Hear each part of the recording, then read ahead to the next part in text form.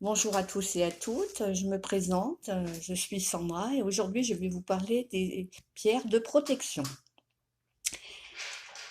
Alors, déjà, vous avez l'œil de tigre. Voilà, hop. Donc l'œil de tigre, euh, c'est une pierre qui va vous protéger des énergies négatives, mais qui va les renvoyer à son émetteur. Voilà. Vous avez l'obsidienne noire. L'obsidienne noire qui protège aussi des énergies négatives, mais elle va les absorber, mais pas les renvoyer. Donc, il va falloir la nettoyer assez souvent. Donc, elle vous protège des énergies négatives et on dit qu'elle protège aussi du mauvais sort. Attention toutefois, parce que l'obsidienne noire, ce n'est pas tout le monde qui la supporte parce que c'est une pierre qui est très forte. Vous avez la tourmaline noire. Donc la tourmaline noire, pareil, qui vous protège des énergies négatives et des énergies électromagnétiques aussi. Vous avez donc la labradorite, voilà, qui protège, qui est une pierre qui est douce et qui protège des énergies négatives. La labradorite est souvent utilisée par les magnétiseurs, voyants, pour se protéger et par les gens qui travaillent dans le milieu hospitalier, qui se protègent des énergies négatives qu'il peut y avoir avec les gens qui sont malades, quoi. Et vous avez la lépidolite, que l'on appelle aussi le mica,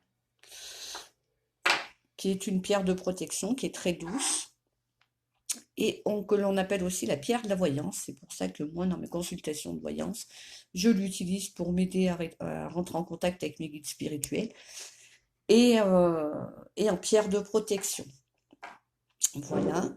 Donc, pour protéger une pièce ou une maison, on préférera la pierre brute. Voilà.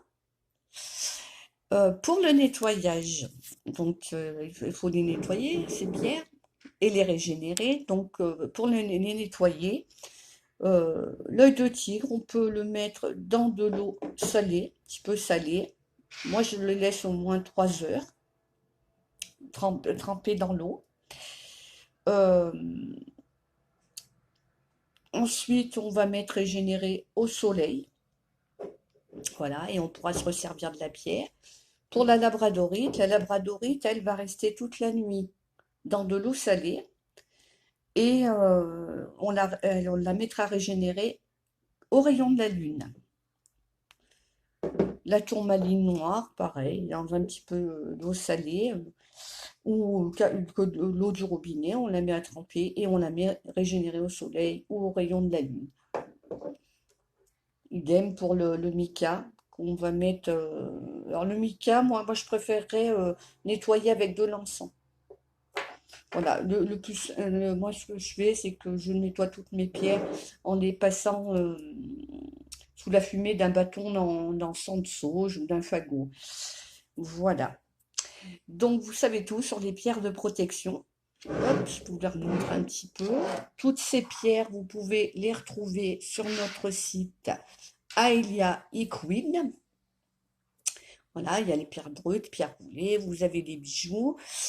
Et sur notre page Facebook, Aelia. Donc, je vous dis à la semaine prochaine. La semaine prochaine, je vous parlerai des pierres de chance. En attendant, prenez soin de vous et passez une bonne semaine.